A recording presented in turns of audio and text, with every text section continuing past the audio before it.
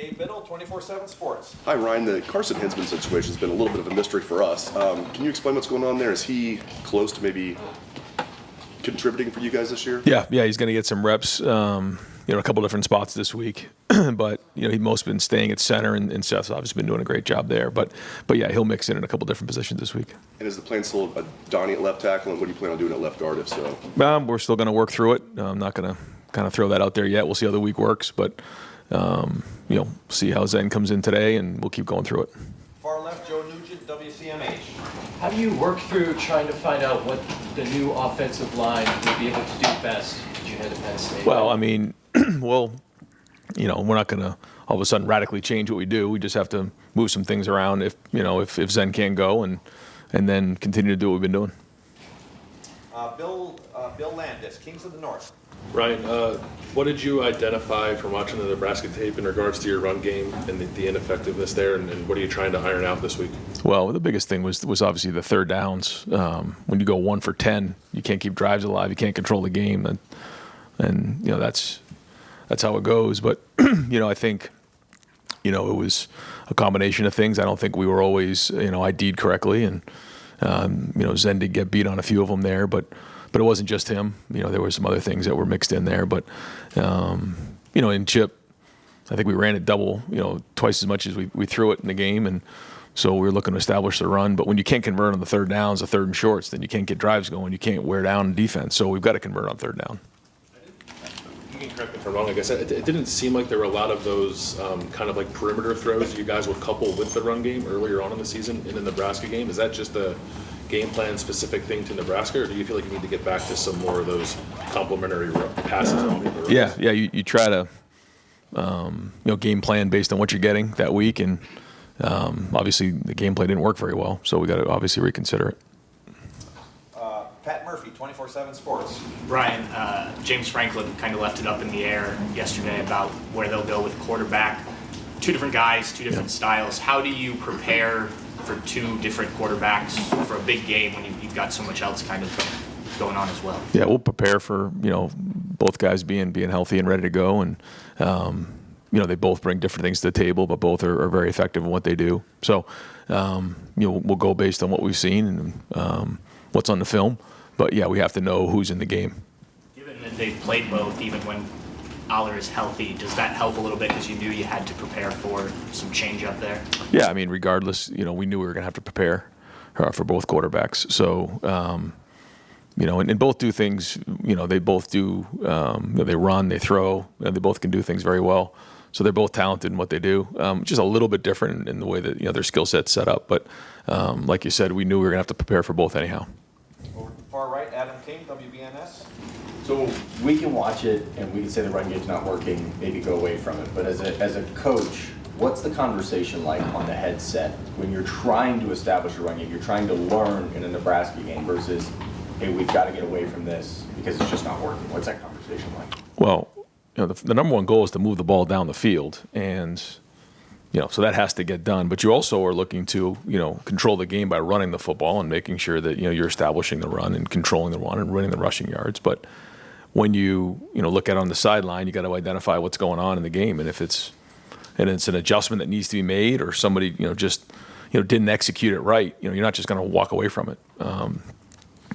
We were explosive when we shot the ball down the field, but that's not always going to happen. We have to make sure that we're establishing runs, we're staying effective, and then again converting on third down, because the more at bats you have during a drive, the better you're going to be. When you're not converting on third down, you're not keeping drives alive. To go 1 for 10, that's just unacceptable. So, we're going to keep swinging at it because we got to make sure that we're doing it the right way and making sure that we're, winning the rushing yards, and especially in this game, we got to win the turnover battle. We got to win the rushing yards. Got to win the X plays, and so you got to go back to the drawing board and figure out what happened in the game, why it didn't get done, and get it fixed. Stephen Means, Cleveland.com. What went into the decision that Luke Montgomery ended up being the left guard when you moved Donovan Jackson outside? Yeah, just based on practice. We have the 1s and 2s, and Luke had been practicing at left guard, for the last couple of weeks, and Austin's, spending time at right guard. So where we were in the game, we felt like Luke had more practice reps under his belt at left guard. And kind of to what Adam just asked you, obviously, yes, logically you control the game by running the ball. maybe this is an oversimplification, but can you control the game by just throwing the ball as well? Is that Listen, I mean, we all have to move the ball. So when we're throwing the ball, we're not running it. When we're running it, not throwing it. The bottom line is you got to convert on third down. So we got to do a good job on both sides of the ball in terms of execution. We got to put the players in a better position to be successful, and we got to move the football. That's the bottom line. So we can look at run, pass, this and every. I mean, the bottom line is we got to convert on third down. We got to have a balance of running and throwing, and move the ball down the field and score touchdowns. I mean, that's what it comes down to. So. We can talk to we're blue in the face about running and passing. You want to balance. You got to execute better. That's the bottom line. Spencer Holbrook, Letterman Row. Ryan, I know that you guys only had 44 non-kneel down plays. Obviously, the third downs go into that. But when you see this action, you see Emeka only have three catches and I think four targets. How do you get him more involved even when your offense seems a little stagnant at times or third down's not Right. I mean, convert on third down and keep drives going so you get more plays, because we didn't have very many plays. So when you do the math on it and you only have that many plays, the numbers are going to look the way they do. So, we'll always try to figure out ways to get the ball to our best players. Dan Holt, 11 Warriors. Ryan, you had said last week you had been spending more time with the defense. Does that change around this week? Do you spend more time with the offense? Yes. And you had said with Zen that we'll see how he works through this week. Have you gotten a diagnosis on him? Is there a chance he could play this week? We'll look at it again today and see where he's at. I think there is a chance, but we'll look at it today and get an update for you later in the week. Tony Gerben, Buckeye Hollow. So if Zed can't go, is he then your starter at left tackle? If he could go, he would be, yeah. And how much of that is trying to come up with the most seamless move rather than maybe the most painful, but perhaps the more, I don't know if it would be better or not. Obviously, we try to put the best lineup out there. Yeah, you got to put the best lineup out there and have enough, to not only just win this game, but be able to play the rest of the season. So you got to think of a short-term plan, and then you got to come up with a long-term plan. So, we'll do everything we can to win this game, and that's where the focus is right now. Down to Barry, WBNS. What's the mood of your club coming in this week, Coach? What a unbelievable opportunity right here. I mean, this is a chance to go to Indianapolis is on the line, and our guys are excited about playing in this game. I think the defense got a lot of confidence coming off of last week, the way that they played and creating TFLs and winning the game in the fourth quarter. I thought they were flying around, and so if we can get the offense playing the way it has in the past, combined with the way we played on defense this past week, then that's what we're looking for in this game. But how about your quarterback after the game? He said that he's been waiting his whole life to play in that stadium, to play in this game. He's got a chip on his shoulder. What do you expect out of him? Yeah, just like everybody else. I mean, for Will, he grew up in Pennsylvania, so I guess that's a little bit different for him. But for everybody else, I mean, again, just like the Oregon game was, this game's been circled on our schedule. We know what's at stake here. So we're going to have a great week of practice, great energy in practice, and we're going to go into that environment and go, finish the way that, we didn't have an opportunity or we didn't do, 2 weeks ago. And so now we have another opportunity to go do that in this game. So now we got to go finish and win the game in the fourth quarter. We know it's going to take 4 quarters in this game. It always does when you go play in this environment. It's a very difficult environment to play in, but we've been in this situation before. Our guys have been in this situation before. So now it's go time to we'll go win this game and get a top 5 victory, and that's what the guys are focused on right now. The coaching staff, everybody in the building is the focus on winning this game right here. Austin Ward, the podcast. Ryan, you mentioned the tackles for loss and finishing the game in the fourth quarter on defense. After that 2-week stretch, how different was Saturday for the defense? What was the evaluation overall there? I thought we played with more precision. I think we got lined up faster. I thought we played with better pad level. I thought we played faster. Just everything about it was crisper to me than it was certainly in the Oregon game. What, now that game has been played, what was the one thing you wanted changed the most? Yeah, I mean that's a good question. I'm probably not going to get into it right now. But I mean, there's a lot of things that came into play, and I'm going to kind of leave those questions right now for in the meeting room, or leave those conversations for in the meeting room. But the bottom line is, it's our job to make sure we're putting our guys in the best position to be successful. I know I keep saying that over and over again, but we got to do that as coaches and allow them to play fast, and we got to do that again this week. These guys, throw a lot of stuff at you. You got to be able to handle it. And, we want to make sure that when the game comes down to the fourth quarter, our guys are able to go play and win the game in the fourth quarter. We've got to be able to do that on offense and defense in this game. It's a coach's job to make sure that happens. Dylan Davis, Delaware Gazette.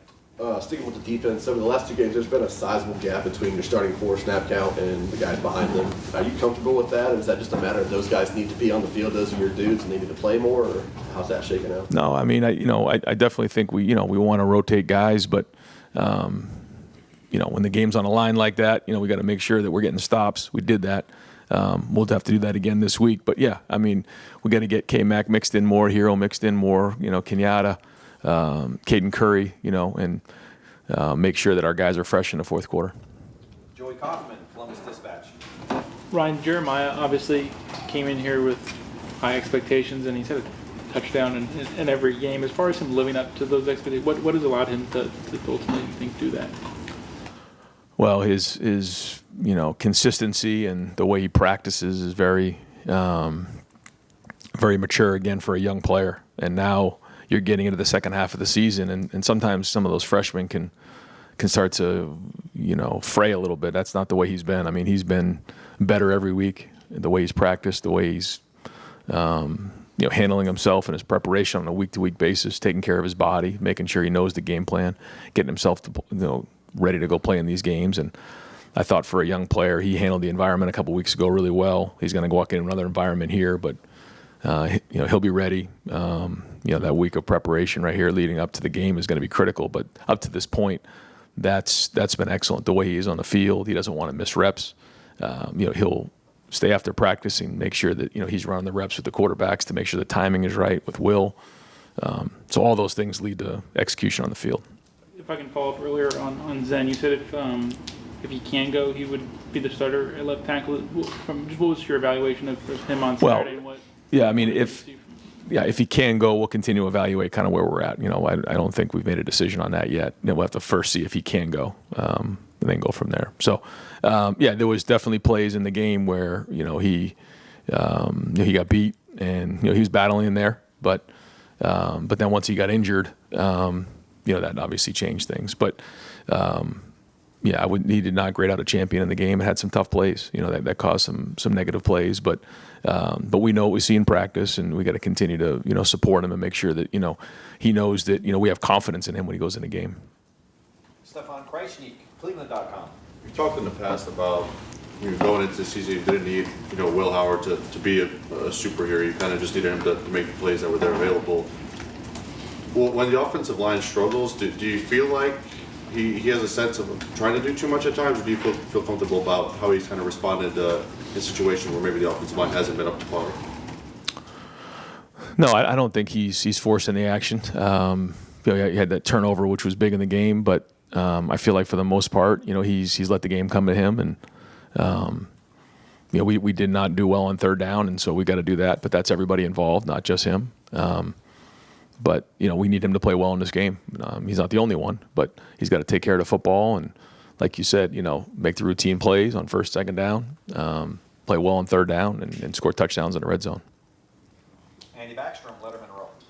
Yeah, Ryan, is there any status update on Lathan? And then secondly, what was your impression of the way the defense handled his absence with that rotation of himself? Yeah, we're excited to get a full week of practice out of Lathan, so we'll kind of see again how the week goes with him. But good to know that we've built some depth back there for Jordan Hancock to move into another position going into last week's game with just a week of preparation. I thought was excellent. And so, we do have some flexibility there, moving him around. I thought Lorenzo Styles and Jermaine, played well in that game as well, both graded out. So that was good to see because, obviously the depth back there was a little bit of a concern. But then, Jalen McClain, gave us some quality reps back there. So there was quite a few guys getting reps. So, now we'll go into this game now with Lathan, coming back, kind of figure out what that looks like going into it. Cameron Teague Robinson, The Athletic. Ryan, with Tiger and Austin at right guard, how has that been? And have you wanted to see more separation from the two than you have, or have you seen that already? Yeah, I think they're both, playing solid football. But yeah, we'd like to see them both take the next step. And then on Arbel, what's the word you got from the Big Ten about that targeting call and then taking this call?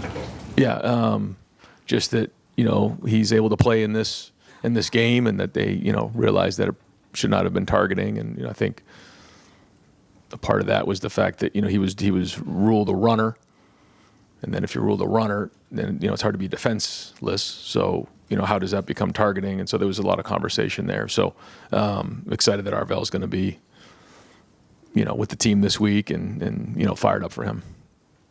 Jeremy Birmingham, podcast. Ryan, most of the offseason and through the summer, there was a ton of talk about how this veteran team, the most veteran team you've had, lots of player-led stuff through the summer. As you've gotten into now November, at least outside looking in, it seems like a lot of the leadership is coming from Will, Caleb, Seth, guys that weren't here in the past. Is that accurate or a fair assessment? And if it isn't, can you give a little insight into which guys that are holdovers are actually leading this team? Yeah, I think Cody Simon's been excellent. I thought he played one of his better games this past Saturday. I think you really feel Jack when he's out there. He's strong. I mean, he loves the Buckeyes and just drives everybody in practice. You feel and hear him a lot. Lathan, not having Lathan there, was. But I thought even on the sideline, Lathan was in it the whole time. So it was good to see him support his team. He's a vocal leader for us there. On offense, like you said, I think Will's really done a good job of that. I think, Mecca as a wide receiver, is a great leader. And I think Seth has really taken on the responsibility of the guys up front. But, when you go 1 for 10 on third down, execution fuels emotion. And, when you're not converting on third downs, it's hard to get your rhythm going. So I think, the guys were a little bit frustrated on Saturday. So we got to do a better job executing and converting. If I could just spin off of something totally different. As an offensive play caller, when you're looking at your offensive alignment and you see defensive ends and like wide line stuff, how does that change the way you would attack a defense? Well, yeah, I think every defense has its own, approach to start with. And, sometimes, it's outside, playing defense where you're kind of forcing everything inside, or it's an inside playing defense that's kind of forcing things outside. And just depending on, how that coverage is set up, how the front is set up, it has a different philosophy. Bill Rabinowitz, Columbus Dispatch. Yeah, you said before that if Donovan needs to be the next option to move to left tackle, is that still the plan right now? And how many reps, how often has he gotten reps at left tackle? What would your level of confidence be with him? Yeah, we've practiced him in the past, knowing that this could be a situation that we may need to go to, and so we'll get him some more this week. And we feel like he's a veteran guy who's played a lot of football, and we'll have to continue to identify the things that he's going to do well and the things that he's going to need more and more reps at. But this is a veteran player who's played a lot of football. Abdul Carter's obviously a really good edge rusher. They've got a bunch of them. Yeah. How big a concern is just that matchup, their defensive line against your offensive line? Yeah, he's excellent, and it's not just him. I think they have a lot of good players on defensive line and on defense in general. So you certainly got to know where 11 is on the field. He's dynamic as a player. So whether it's run game, pass game, you got to really do a good job with him. And I think, like you said, there's other guys on that line that are really good as well. So it'll be a challenge for our guys, and so we got to have a great week of preparation. And I think our guys are going to be fired up to play in this game. And I think it's a great challenge for our guys up front coming off of last week. So we're in it now, and we got a lot in the line this week, and so here we go. We got to go win this game. And we'll wrap things up with Tim May, Letterman Row. Thanks, Jerry. Ryan, just two quickies. Number one, I know you can't talk about it too much, but the concern level of the replay review immediately in the stadium, in the command center at the Big Ten, not finding what was found later when the explanation was done. Where is that, I don't know, in your concern level from the standpoint of there was a fumble on that play and Ohio State got the football? You understand what I'm saying? Yeah. So it doesn't do any good on Tuesday to get, something fixed. So I guess what kind of concern have you voiced about that you can maybe impart? Well, as you can imagine, there's been a lot of conversation, and it's gone on for quite a while. But it started, most recently, when Denzel had his situation, and we talked about being a little bit more, not being as technical with it. And then we kind of got into this weekend, and seems like we kind of fell back into that a little bit. So without getting into the details of all the conversation, it's very difficult to try to coach these players on what exactly to do in that situation.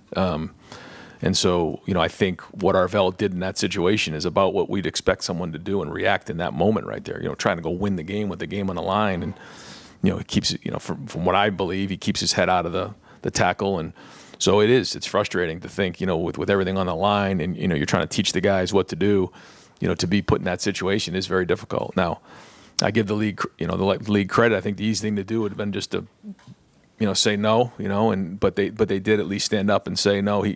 That should not have been targeting in that moment. Yeah, nobody's more frustrated than me. But I keep going back to the fact that we have to leave no doubt, and I think that the way that we finished that game, even though, that was the worst case scenario. Not only do you get the 15 yards, but it's the completion. So you get the ball where the fumble was, and you get the yardage tacked on. So, but you know what? It was a good challenge for our defense to say, hey, no matter what happens in this game, we didn't get that call. We got to get off the field and go win the game, and we did that. And so, to me, that's the biggest lesson here. It's going to be the same thing on Saturday. I don't know what's coming, and I'm not, expecting to get a bunch of calls because, it doesn't seem to just happen for us. So we got to go win the game and leave no doubt and win convincingly. That's the goal. And so coming out of the game, I think for our defense to build confidence, knowing no matter what happens, we got to get a stop. There's nothing we can do about, what the calls are. And one of the quick, for just an average fan watching that game Saturday, you had two big pass plays, and not until you really needed a touchdown did you get the drive. You know what I mean? And what just came right about that drive, and how frustrated were you and Chip about trying to figure out that, whatever term you want to use, conundrum, puzzle that Nebraska was causing you, and all of a sudden, y'all made it look easy. Just. Well, can you explain to an off, average fan what kind of happens there? Yeah, first off, like I said to our team, and I said, what happened the week before with the Nebraska-Indiana game was not going to be the same team that came in here, and they played well, and they have a good team, and Matt does a nice job, and so it was frustrating. You could see me on the sideline, and it was extremely frustrating, and so there's a lot of things that we gotta take from this, but. What hasn't happened in some of the other games is when you get to the fourth quarter like that, when you're in the games in the balance like that, you got to go win the game. And that's what happened. We need to put a drive together. We did. We need to get stops. We did. I would love to have seen us, when we got the ball back, finish the game in a 4-minute drill. That didn't happen. So I guess the thing that come out of this game and positive is that, when you get to the fourth quarter, we got to execute and win the game. That's it. The statistics, the score, none of that really matters. Go win the game. And that's the way it's going to be here Saturday at State College. Thank you. Yeah. Okay, you guys got it. Okay, you guys got it.